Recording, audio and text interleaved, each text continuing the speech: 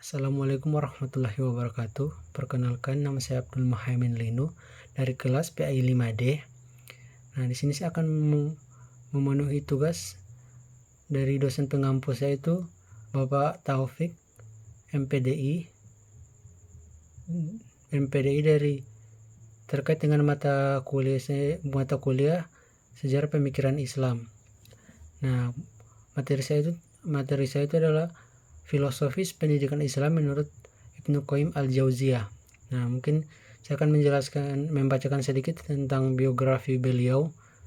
Itu Ibnu Qayyim adalah seorang alim besar dengan nama Muhammad bin Abi Bakar bin Ayub bin Sa'ad bin Haris Az-Zar'i ad-Dimashqi Abu Abdillah Syam al-Din.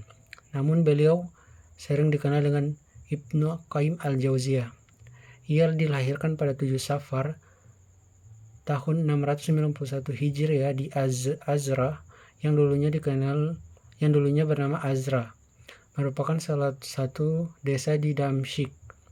Nah, sebagian ulama menyingkatnya dengan hanya menyebutnya saja Ibnu Qayyim. Sebutan terakhir itu lebih dikenal di kalangan ulama. Sebab terkenalnya nama ini karena ayahanda beliau, yaitu Imam Syekh Abu Bakar bin Ayub Az-Zar'i, beberapa lama menjabat sebagai qayyim atau kepala Madrasah Al-Jauziyah di Damaskus. Maka ayahandanya dikenal dengan sebutan Qayyim Al-Jauziyah atau kepala Madrasah Al-Jauziyah. Anak-anak dan keturunannya pun dikenal dengan sebutan tersebut. Maka salah seorang dari mereka dipanggil dengan sebutan Ibnu Qayyim al-Jauziyah. Hanya saja ketika sebutan ini disampaikan secara mutlak, maka Ibnu Qayyim lah yang dimaksud.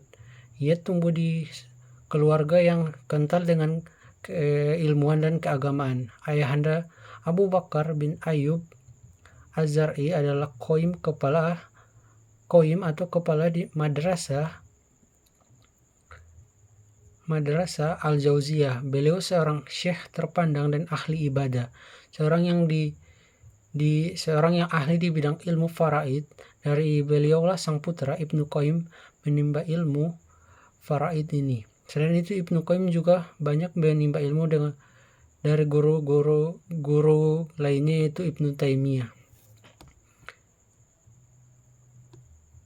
Ibnu Qayyim belajaran menguasai hampir seluruh ilmu syariat seperti ilmu alat, seperti ilmu tauhid, ilmu kalam, tafsir, hadis, fikih, usul fikih, faraid, bahasa, nahwu, dan lain sebagainya. Ibnu Qayyim sangat menguasai berbagai cabang ilmu keislaman. Penguasaannya dalam bidang ilmu tafsir tidak tertandingi seorang pun. Di bidang usul fikih ia adalah pakarnya. Di bidang hadis, baik menyangkut makna, menyangkut dirinya, ia juga tidak terkalahkan. Di akhir hayatnya, Abdul Al-Salam Syaraf al-Din mengatakan bahwa Ibnu Katsir, Ibnu Hajar al-Aslani, Ibnu Rajab al-Hambali, Tagri Badri, dan Al-Safadi menyatakan bahwasanya Ibnu Qayyim meninggal dalam usia 60 tahun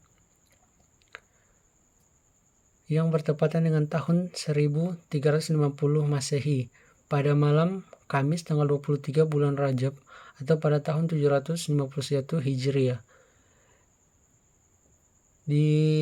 Disalatkan di Masjid Jami setelah salat zuhur dan dikebumikan di makam Al-Babus Saghir yang berdampingan dengan makam ibunya. Nah, selanjutnya saya akan menjelaskan tentang pemikiran beliau terkait dengan pendidikan Islam. Jadi Hakikat pendidikan Islam menurut Ibnu Qayyim mencakup dua hal, yaitu yang pertama itu tarbiyah qalbi atau tarbiyah atau pendidikan hati dan tarbiyah badan. Nah, Ibnu Qayyim juga menjelaskan tentang tata cara tarbiyah hati dan tarbiyah badan. Beliau berkata, antara hati dan badan sama-sama membutuhkan kata tarbiyah atau pendidikan. Keduanya harus ditumbuh kembangkan sehingga mampu tumbuh dengan baik dan sempurna. Dan definisi yang dinyatakan beliau bahwa juga mencakup dua makna, yaitu pendidikan yang berkaitan dengan ilmu seseorang, yaitu sebuah pendidikan yang dilakukan oleh seorang terhadap ilmunya agar ilmunya tersebut menjadi sempurna dan menyatu dengan dirinya. Lalu di samping itu, ia pula agar ilmunya tersebut terus bertambah, maka yang kedua itu pendidikan yang berkaitan dengan orang lain, yang dikatakan oleh seseorang yang mendidik manusia dengan ilmu yang dimilikinya dan diberikan kepadanya secara bertahap.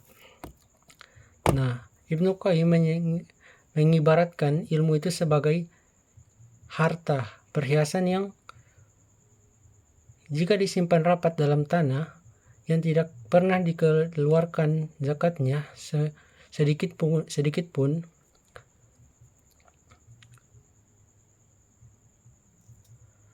di mana tindakan seperti ini pada hakikatnya adalah memusnahkan harta itu sendiri. Nah, terutama ilmu pendidikan Islam, jika ia tidak dimanfaatkan dan tidak pula dikeluarkan zakatnya, yaitu dengan dikerjakan dan disebarkan kepada orang lain, maka kemungkinan besar ia akan hilang. Tetapi sebaliknya, jika ilmu tersebut selalu diajarkan, maka langsung akan langgeng dan dalam benak sang pemiliknya, bahkan akan menjadi bertambah dan meluas. Selain itu, Ibnu Qayyim juga menggambarkan pendidikan Islam atau ilmu bagaikan mata air yang mengalir. Ia berkata ilmu itu akan bertambah manakala sering diamalkan dan diajarkan, sebagaimana halnya air. Jika sering diambil, maka ia akan semakin deras dan kuatlah alirannya dan semakin bertambah pula anak mata airnya.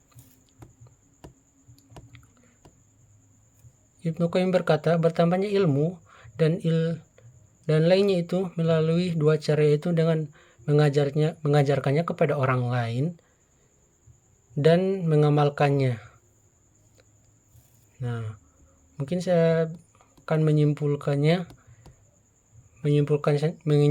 bahwasanya pendidikan Islam menurut Ibnu Qayyim mencakup dua hal. Yang pertama yaitu tarbiyah qalb atau pendidikan hati dan tarbiyah badan. Selain itu juga Ibnu Qayyim menjelaskan bahwasanya hakikat pendidikan Islam itu mencakup dua hal juga. Yang pertama itu pendidikan yang berkaitan dengan pendidikan yang berkaitan dengan ilmu seseorang dan pendidikan yang berkaitan dengan orang lain. Nah, tujuan pendidikan Islam menurut Ibnu Qayyim al-Jauziyah adalah menanamkan akhlak mulia dalam diri anak didik, serta menghapus dan menerangi akhlak buruk dari diri mereka dan menciptakan kebahagiaan di dalam dirinya, serta selalu memperhatikannya baik ketika mereka sedang tidur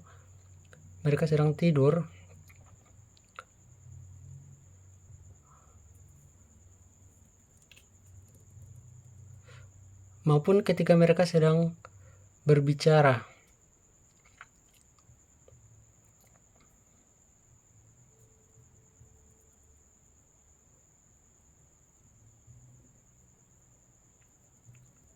atau berkomunikasi, mengarahkan cara berinteraksi dengan manusia lainnya, serta memperhatikan pakaian yang diharamkan, mengarahkan bakatnya sekaligus mengembangkan dan dengan memberikannya tarbiyah diniyah atau pendidikan agama.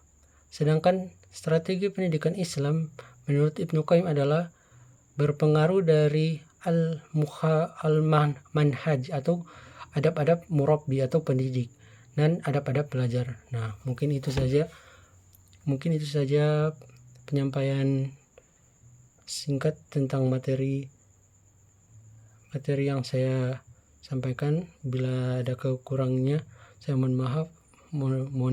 Wabillahi taufiq wal hidayah. Wassalamualaikum warahmatullahi wabarakatuh.